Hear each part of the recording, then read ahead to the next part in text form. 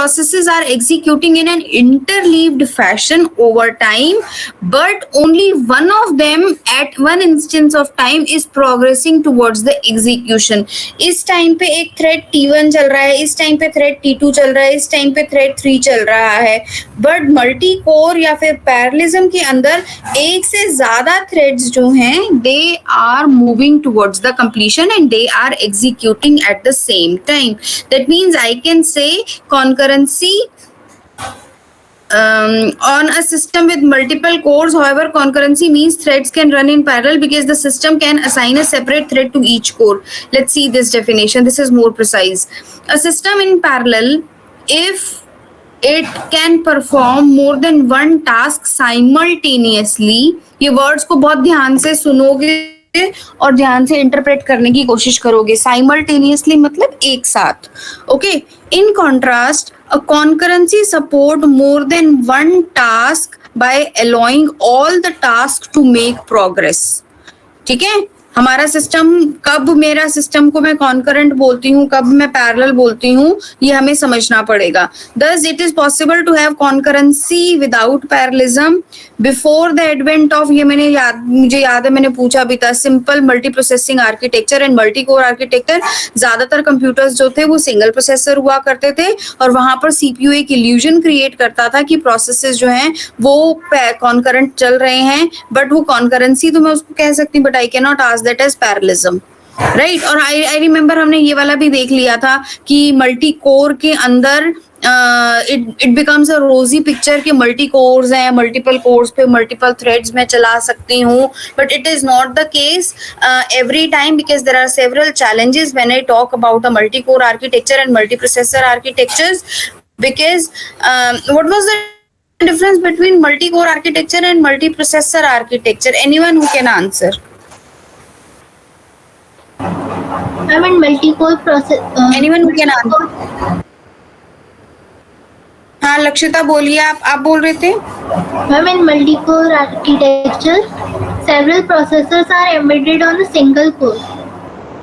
Means multiple microprocessors can be embedded on a single chip. But बोलो multiple cores are integrated on a single chip. आप single chip बोलोगे तो वो picture दिमाग में आएगी that there is single chip boundary और उस चिप बाउंड्री पे आपके अलग अलग कोर्स जो हैं. पर जबकि मैं मल्टी प्रोसेसर आर्किटेक्चर बोलती हूँ तो multiple processors are there on multiple different chips. So सबकी अलग अलग एक चिप होगी और उस केस के अंदर. और this is another question anyone else can answer. Why multi core architecture why multi core architecture is even considered better than multi processor architecture? Ma'am, because the communication become the easier because all the cores are on the same chip. Because intra-chip communication is smaller than inter-chip communication. I hope my line was clear. Yes, ma'am. Yes, ma'am. Because it will execute yes, ma'am. It will execute single program faster now, ma'am. And then basically it has in the case of multiprocessor it has to basically execute multi-program. So if we look up the fact of the timing, so it will definitely execute those things faster in case of multi-core architecture. And ma'am, the difference is that in multi-core architecture, a single CPU, that is our processor, is present with 2 or more independent processing units called cores that are capable of reading and executing program instructions. And in case of multiprocessor, a system is present with 2 or more CPUs, that is processors that allow simultaneous processing of programs. And in case of multi-core, it executes single program faster, and in case of multiprocessor, it has to execute multi-programming. So it is essential to have multi-core as well as multi-processor architecture. They both have advantages.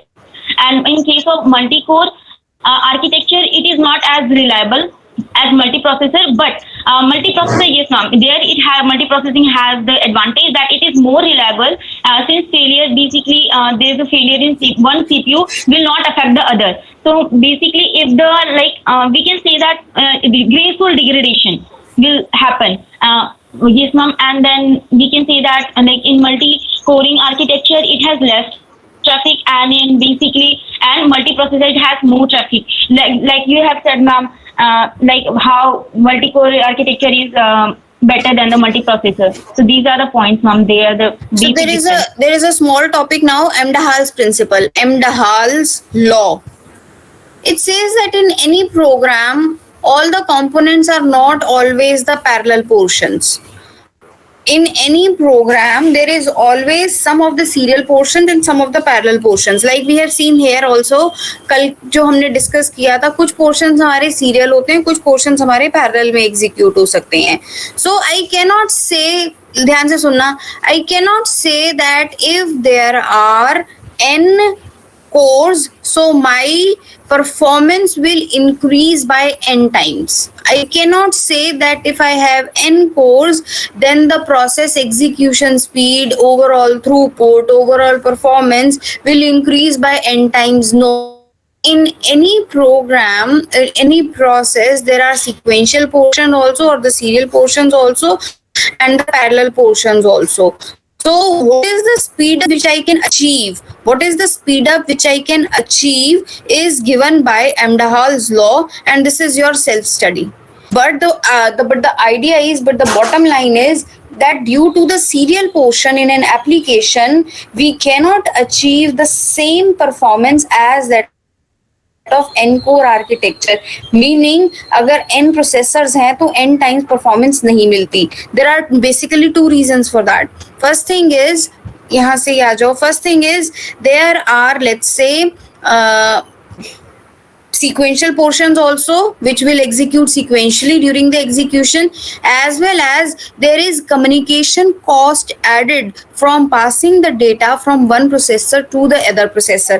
Let's for example, हमारा एक processor एक core पे ये instruction चली, दूसरे core पे ये instruction चली, और तीसरे कोर पे ये इंस्ट्रक्शन चलने वाली थी, तो उससे पहले ये दो में चल जाएंगी, a is equal to B plus C, d is equal to E divided by F. ये दो आपकी पैरेलल में चली, बट थर्ड स्टेप में इमीडिएटली m का काम शुरू नहीं हो सकता किसी थर्ड कोर पे. थर्ड कोर पे पहले फर्स्ट कोर से a को ट्रांसफर किया जाएगा, कम्युनिकेट किया जाएगा डेटा, फिर सेकंड कोर से थर्ड कोर के ऊपर d को कम्युनिकेट किया जाएगा, और जब a और d कम्युनिकेट हो जाएंगे, ट्रांसफर हो जाएंगे, तो उनके ऊपर नेक्स्ट ऑपरेशन परफॉर्म किया जाएगा. सो फर्स्ट थिंग इज कि सीरियल डेटा होता है, इसी वजह से कंप्यूटेशन 100% अचीव नहीं की जा सकती n टाइम्स. दूसरा, हर प्रोसेसर के बीच में डेटा कम्युनिकेशन की भी कॉस्ट ऐड होती है, इसी वजह से हमारा जो सीक्वेंशियल पोर्शंस जो होते हैं या सीरियल पोर्शंस जो होते हैं और जो कम्युनिकेशन कॉस्ट होती है, इसकी वजह से हमारा स्पीड अप जो है वो कम हो जाता है, and it is given by Amdahl's law. काफी मैंने पढ़ा दिया है, बट फिर भी आप इसको एक बार सेल्फ स्टडी करेंगे. Done. Next is user, next is threads. Next is user level threads and kernel level threads. Just give me a minute, let me open the book also, so that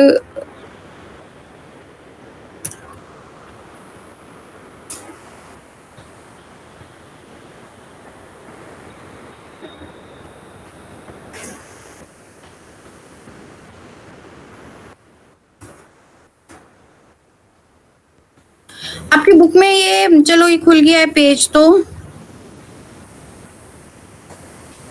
आपकी book में ना ऐसे पीछे back exercise में 2-3 questions दिए हुए हैं.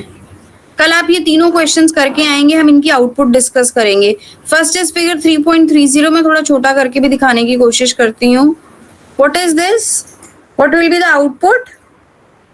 ऊपर सिर्फ लाइब्रेरीज इंक्लूड की हुई हैं, int वैल्यू इक्वल टू 5 किया हुआ है. Just look at the piece of code और मुझे बताएंगे कि क्या क्या वैल्यू प्रिंट हो रही होगी.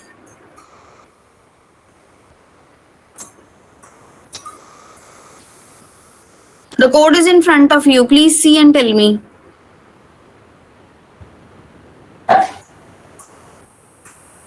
Ma'am, 20 and 5. No. Like 20, and then it will basically, in case of parent, it will write like on the monitor that parent value, उसके बाद मैम 5. आप कैसे कर रहे हो? If PID equal to 0 that means it is child process, और child में वो वैल्यू जो थी वो 5 + 15 हो गई, बट वो प्रिंट तो हो ही नहीं रही, प्रिंट तो हो ही नहीं रही। सिर्फ वो वैल्यू प्रिंट कहाँ पे हो रही है? प्रिंटफ स्टेटमेंट कहाँ पर है? देखो, अगर तुम्हें थोड़ा बहुत नहीं भी आता ना, तो एटलीस्ट सिर्फ इतना तो समझ सकते हो, printf statement is for printing, right? So आप प्रिंटफ स्टेटमेंट को देखोगे ना बेटा, Yes, ma'am. वेट नल लगा हुआ है, that means parent is waiting for the child, but both the parent and the child will get their independent copy of the value. Both the processes will get value equal. Child process will increment the value to 20, but parent तो उसको increment कुछ नहीं कर रहा, तो parent के पास जो भी वैल्यू आई हुई है वो वही प्रिंट कर रहा है। नहीं, what will be the value which will be printed at line 8? 5। बेटा ऐसे ना क्वेश्चंस आए होते हैं एग्जाम में, और उनका रीजनिंग भी पूछी होती है, so please prepare yourself accordingly. Look at this piece of code and tell me what will be the question is how many processes are created. कई बार क्वेश्चन में लिखा होता है how many child processes are created, कई बार question है system total अगर पूछ रहे हैं तो जो सबसे पहली प्रोसेस है the one which is executing this code वो भी होती है, और अगर सिर्फ चाइल्ड पूछा जाता है तो सिर्फ चाइल्ड प्रोसेसेस बतानी होती हैं। आई रिमेम्बर एक क्वेश्चन था,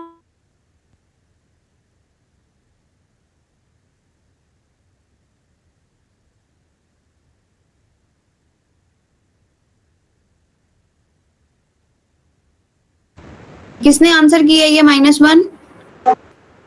ma'am Pallavi 37। Very good Pallavi. Total number of processes which are there in the system is 2 raised to power n, but the child processes which are created is 2 raised to power n minus 1.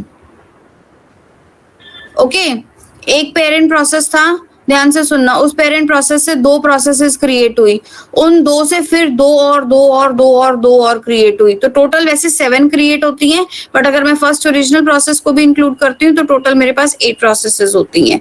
सो यहाँ पे अब आपकी 3 fork system calls थी, तो अब आपकी total child processes कितनी create हुई हैं? 7, और ओरिजिनल को भी मैं इंक्लूड कर लेती हूँ तो 8 हो जाती हैं। ठीक है, नेक्स्ट इज एक और पीस ऑफ कोड था, ये आप कल घर से करके लेके आएंगे और फिर मुझे बताएंगे। Done? And I hope lab classes में कॉपी ऑफ फाइल का प्रोग्राम जो है वो दोनों ग्रुप्स एक बार ही कर चुके हैं, नेक्स्ट क्लास में फोर्किंग से स्टार्ट करेंगे। Okay, so this is another program, right? आप दोनों आप क्लास ये फिगर 3.32 एंड फिगर 3.33 तीनों का कोड जो है वो आप देख के बताएंगे कि क्या होगा। जस्ट रिमाइंड मी टुमारो कि मुझे ये दोनों स्निपेट्स को डिस्कस करना है क्लास में। डन? देयर इज 3-4 ऑल्सो, 3-4 को भी देख लीजिएगा, 3-4 को भी देख लीजिएगा।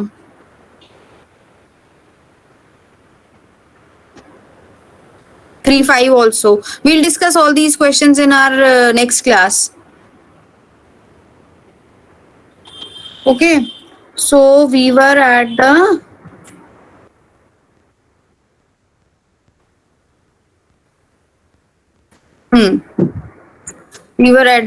threading models, multi-threading models. Multi-threading models says that the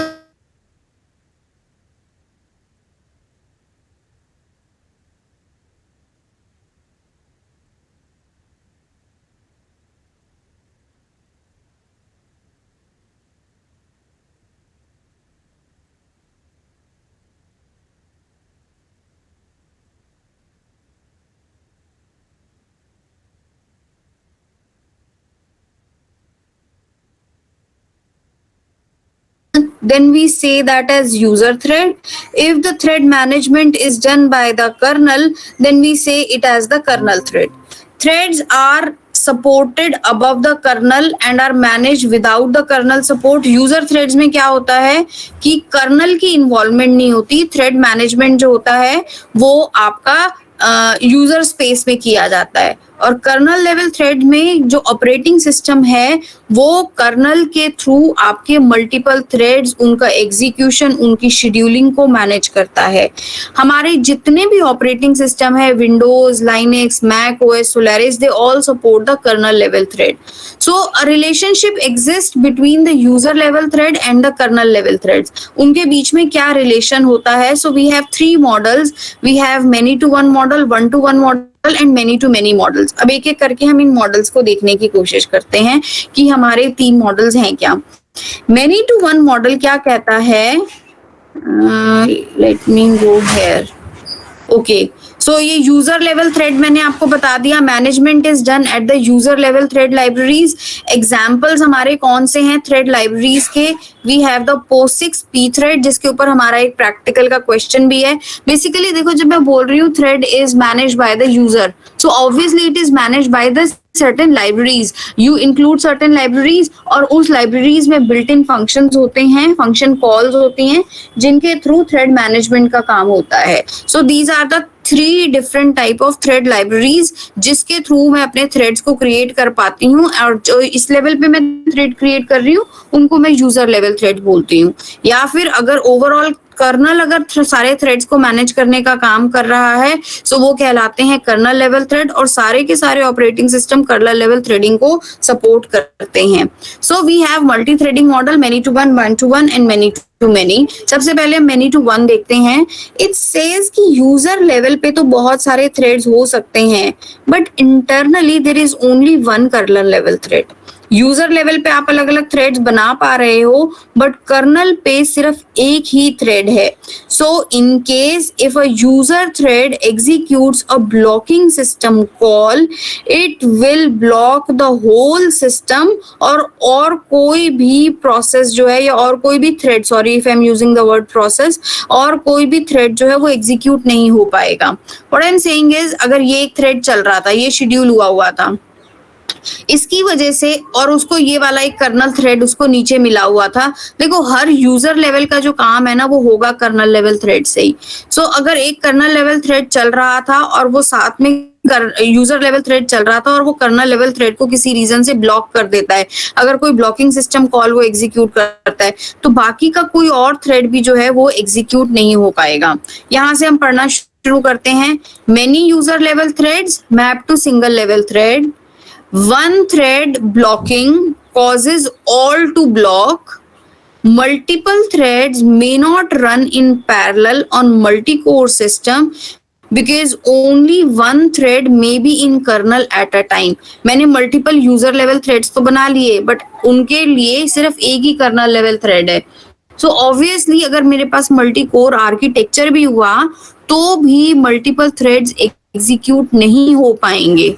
So this type of system has the ability to take advantage of multi-processing cores. So even if I have got multiple cores, but multiple threads cannot be executed in parallel. Multiple threads cannot be executed in parallel because आपके पास kernel level पे एक ही thread है. So this type of examples are Solaris green threads and GNU portable threads. Next is 1-to-1 thread. जितने user level के threads create होंगे उतने ही kernel level के threads भी क्रिएट होंगे. That means this is a scheme that maps each user level thread to kernel level thread. That means whenever a user level thread is created, it also creates a kernel level thread also. So obviously it will leads to concurrency in comparison to many to one. Many to one में आपके पास user space में multiple threads थे पर colonel में एक ही था, तो concurrency नहीं अचीव हो रही थी. यहाँ पर कॉन्करेंसी अचीव होती है, बट द ड्रॉबैक इज कि यूजर लेवल थ्रेड्स तो आप लाइब्रेरी से मैनेज कर रहे हो, multiple user level threads can be created, एक और. So it pose a restriction to the operating system that whenever a user level thread is created, a corresponding kernel level threads is also needs to be created. So ये एक drawback हो जाती है कि user level threads तो बहुत सारे create किए जा सकते हैं, and this mapping model in a way what this mapping model in a way allows the kernel level threads to be created. Ma'am? Yes. सलोनी को आंसर दे दीजिए. बेटा मुझे आवाज ही नहीं आ रही, ठीक से बोलो. मैम प्लीज एडमिट सलोनी. मेरे पास कोई मैसेज नहीं आया. Ask her to join again. Ma'am she said that she is joining from 9/7. देखो मेरे पास कोई पिंग नहीं हो रहा message. Ask her to try once more. Probably the message ma'am. will come.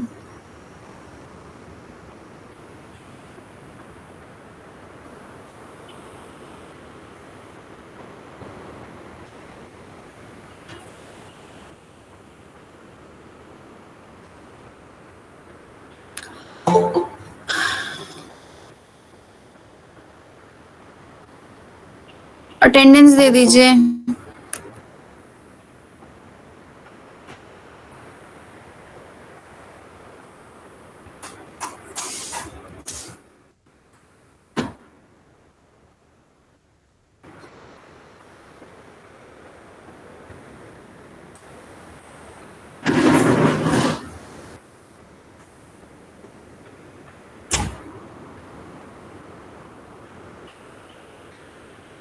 आकृति मैम. बेटा थोड़ा लाउड बोलोगे. Hana, Aishwarya, ma'am. Anam, present ma'am. Ananya, present ma'am. Anjali, present ma'am. Anjali, Akanksha, Anshika, Asmi, present ma'am. Astha, Ayushi, Bani, ma'am she is present. Bani Singh. Bhavna,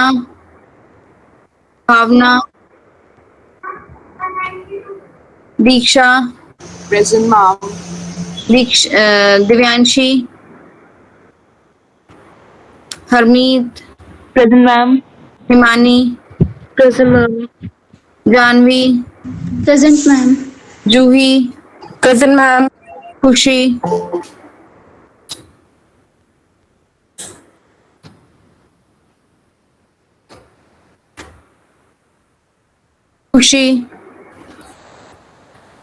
Kiran, present ma'am. Lakshita, Present, ma'am. Raveena, Present, ma'am. Meenakshi, present ma'am. Mudita, Nasreen, present ma'am. Nishu, present ma'am. Neha, Nehal, ma'am. Present, ma'am. Nisha, Present, ma'am. Nisha Tomar, Nisha Rajput, Pallavi, Pallavi Kumari, present ma'am. Prachi, present ma'am. Pratiksha, Present, ma'am. Richa, present ma'am. Ridhima, Ma'am, she is present. Sakshi, present ma'am. Sakshi Saraswat, Present, ma'am. Sakshi Singh, present ma'am. Saloni, Present, ma'am. Shalini, present ma'am. Shreya, Present, ma'am. Shreya, present ma'am. Simarpreet, Sneha, Present, ma'am. Vinita, Present, ma'am. Yashika, Present, ma'am. Yashvi, Present, ma'am. दर्शिता, Present, ma'am. Muskan. Ma'am, she is also present. Divyanshi Okay, Mehra is student also one. present. क्या बेटा? Divyanshi Mehra is also present.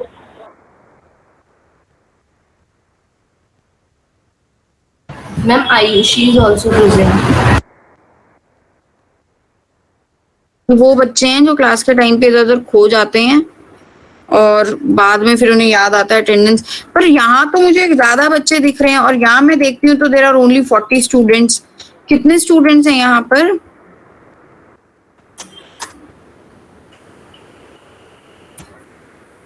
हाँ,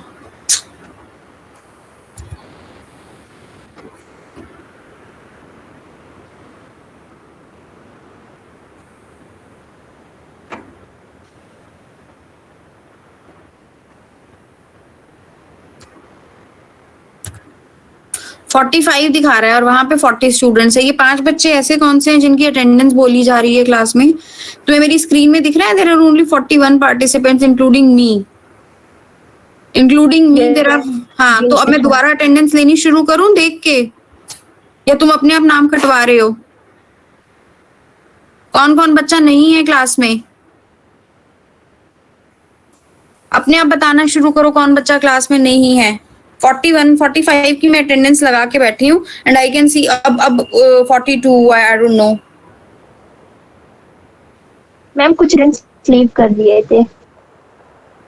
leave भी कर लिया class के बीच में? तो जिन्होंने लीव किया मुझे उनके नाम बताएंगे, उनकी मैं अटेंडेंस हटाऊंगी। सिर्फ अटेंडेंस का वेट कर रहे होते हो? कुछ स्टूडेंट्स क्या हाँ पता जी? डिस्कनेक्ट हो गए हो। Yes, ma'am. Network Ma'am, disconnection की वजह स्टूडेंट्स से डिस्कनेक्ट हो गए हो। ये सब ना तुम्हारी आपस की चालाकी है। तुम पता नहीं किस किस की प्रॉक्सी अटेंडेंस मार्क करवा रहे होते हो। मैम ये भी प्रेजेंट है, मैम वो भी प्रेजेंट है बोल के मुझे।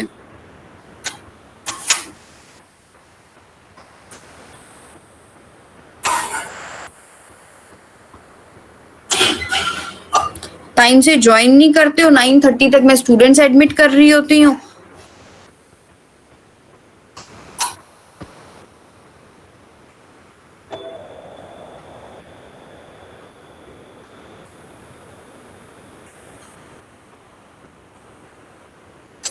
So the drawback was this model was that each user level threads in a way ask the operating system to create a kernel level thread also.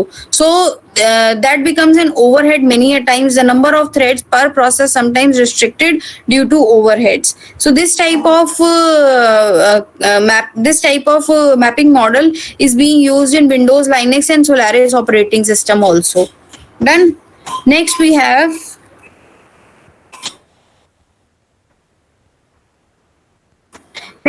is many to many model.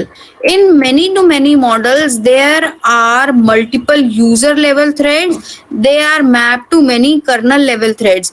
But kernel level threads may not be remaining same as that of the user level thread. जैसे इस diagram में भी दिखाया हुआ है कि kernel level threads हो सकता है ज्यादा हो, पर user level threads हो सकता है ज्यादा हो। kernel level threads जो हैं वो कम रखे जाते हैं। कर्नल लेवल थ्रेड्स जो है उसके कंपैरिजन में थोड़े से कम रखे जाते हैं। So this type of mapping model has the advantage in comparison to many to one model also, where we have seen कि इन केस एक ब्लॉकिंग सिस्टम कॉल अगर एग्जीक्यूट करेगी तो कर्नल भी थ्रेड जो है वो भी ब्लॉक हो जाएगा। यहाँ पे वो डिसएडवांटेज नहीं मिलेगा, क्योंकि अगर एक ब्लॉकिंग सिस्टम कॉल एक कर्नल लेवल थ्रेड को ब्लॉक कर रही है तो there are other kernel level threads who can still support the execution of threads. Similarly it does not even suffer from the drawback of one to one, जहाँ पे मैंने बोला था कि वो एक कंपल्शन हो जाती है ऑपरेटिंग सिस्टम के लिए कि जितने कर्नल लेवल के थ्रेड्स हैं उतने, जितने यूजर लेवल के थ्रेड्स हैं उतने कर्नल लेवल के थ्रेड्स बनाने पड़ेंगे। यहाँ पे एक fix number of kernel level threads create किए जाते हैं to support any number of user level threads, to support any number of user level of threads. ठीक है, so this allows the operating system to create a sufficient number of kernel threads. Developer can create as many user threads are necessary, and the corresponding kernel level threads can run in parallel on multi-processor. So my first approach did not took the advantage of multi-core architecture, but second and third option took the advantage of multi-core architectures. Right? So when a thread performs a blocking system call, a kernel schedule another thread for execution. Is it okay? Clear था? Yes, ma'am. Okay, so we have seen that for the thread management, I can have the user level threads or the kernel level threads. In our practicals, we have to create the thread using pthread library.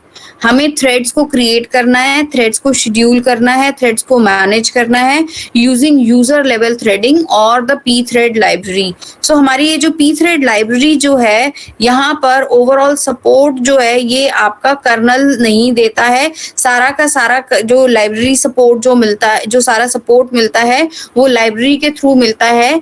That means whenever a thread creation or thread management or thread scheduling or thread joining command is executed, it is treated like a local function call.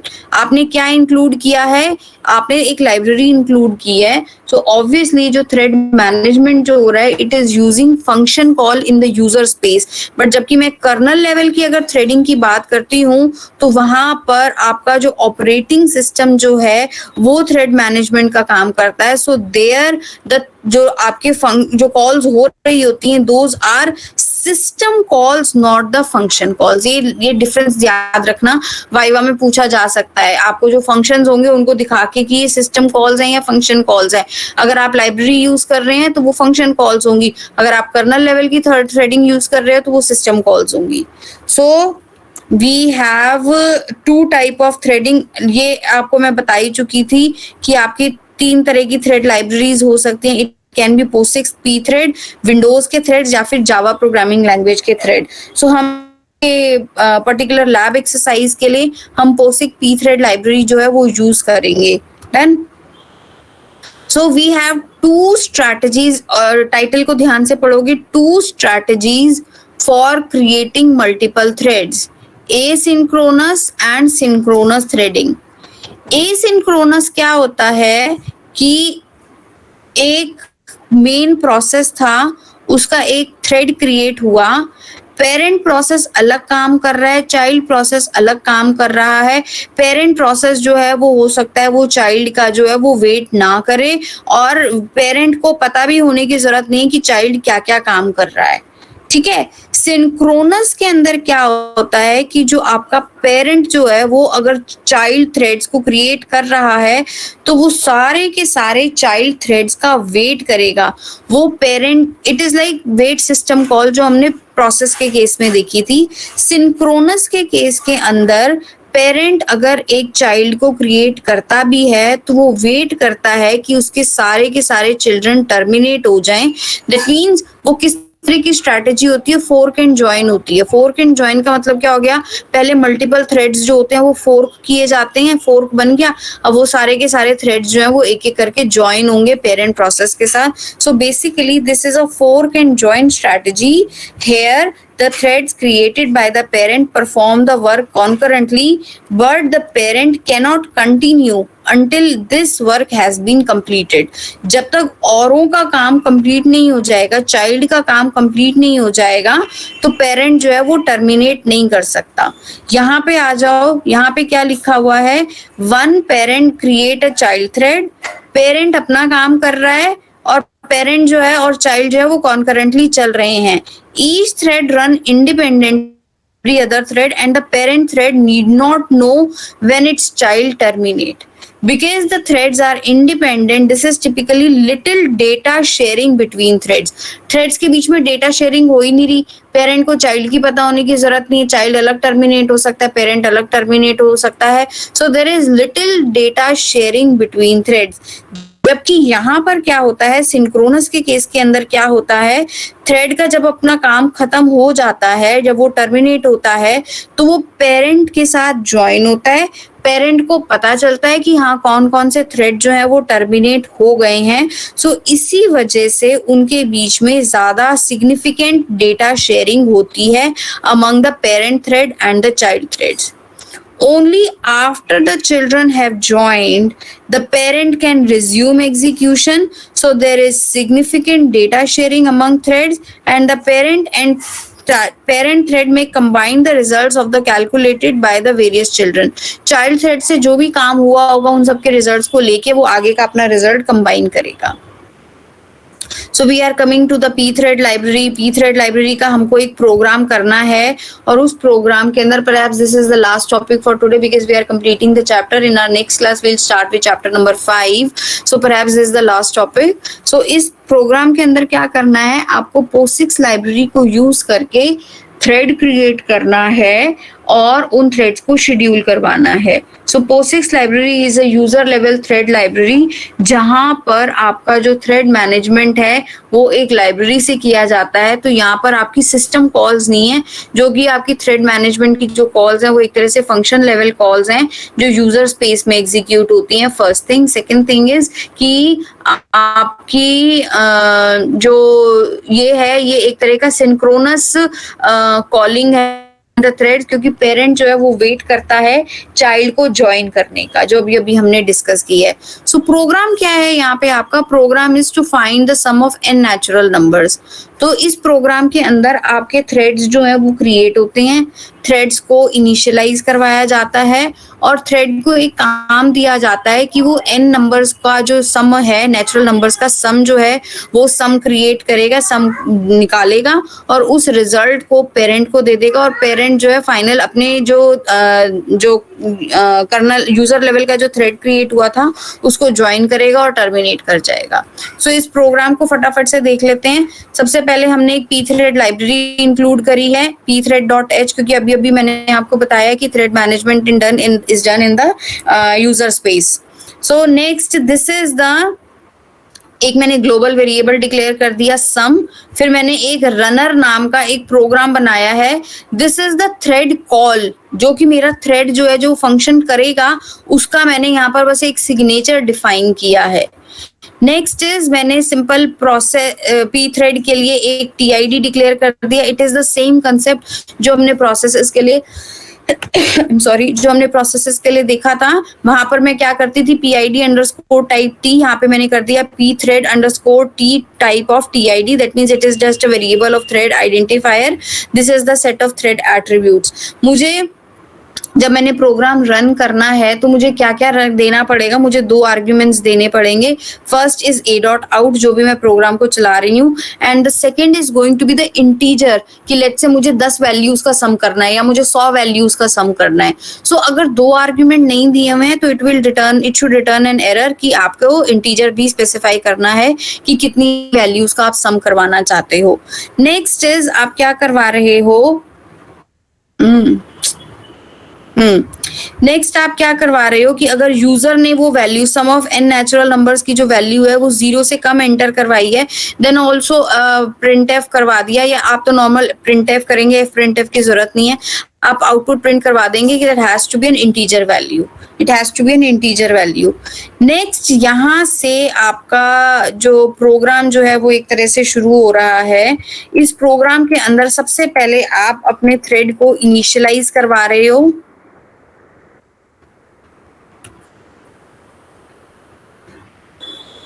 Thread को initialise करवाया आपने, तो the function call was pthread attr initialize, और आपने thread को initialise करवाया है.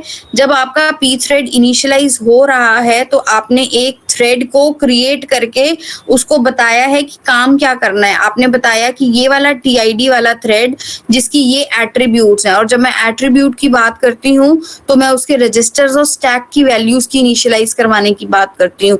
I hope you remember the first diagram जहाँ पे हमने देखा था कि थ्रेड्स जो हैं वो कोड, डेटा और फाइल सेक्शन जो है वो प्रोसेसेस से शेयर करते हैं, and each thread has it got its own register and stack. So जब मैंने वैल्यूज को इनिशियलाइज करवाया है तो थ्रेड और रजिस्टर्स को मैंने इनिशियलाइज करवाया है. अब मैं काम बता रही हूँ कि ये वाला थ्रेड ये वाली एट्रीब्यूट्स के साथ कौन से फंक्शन को चलाएगा, रनर वाले फंक्शन को चलाएगा. So this is the piece of code जो रनर का आपको नीचे दिया हुआ है. रनर मेरा ये काम करेगा, और साथ में मैंने argv1 पास किया है. argv1 का मतलब क्या हो गया कि let's say I want to calculate the sum of 25 natural numbers, तो वो 25 यहाँ पे पास होगा. सो आपका कंट्रोल जो है इमीडिएटली इमीडिएटली कंट्रोल कहाँ पे चला गया? इमीडिएटली कंट्रोल आपका रनर पे चला गया। रनर के अंदर कुछ भी नहीं हो रहा, रनर आपकी वैल्यूज जो है वो ATOI क्या होता है? Ma'am What it is converts the string value into integer. Into an integer value. So ये आपकी स्ट्रिंग वैल्यू आई है, उसको इंटीजर वैल्यू में कन्वर्ट करेगा। आपने simple sum of N natural numbers लगाने का एक लॉजिक चलाया है, उसके बाद आपने पी थ्रेड को एग्जिट करवा दिया है। जो आपका पेरेंट प्रोसेस है उसको ये सिग्नल मिलेगा कि एक फंक्शन कॉल जो कि आपका रनर के नाम से चल रहा था वो जो है वो कंप्लीट हो गया है और आपका ये पेरेंट के साथ अब ज्वाइन हुआ है। सो रिमेंबर हमने फोर्क एंड ज्वाइन स्ट्रैटेजी पढ़ी थी in case of synchronous function, in case of synchronous thread call। Synchronous का मतलब ये होता है पेरेंट जो है वो चाइल्ड को क्रिएट करेगा, फोर्क करेगा और उसके बाद वेट करेगा जब तक कि उसका एग्जीक्यूशन नहीं होता और लास्ट में ज्वाइन करेगा। सो अब पी थ्रेड ने चाइल्ड थ्रेड को ज्वाइन कर लिया है और लास्ट में जो सम जो था वो प्रिंट करवा दिया है। Read the text which is written on the right hand side, पढ़ेंगे आप अपने आप, कुछ ऐसा नहीं है जो नई चीज हो, हम डिस्कस कर चुके हैं ये चीजें।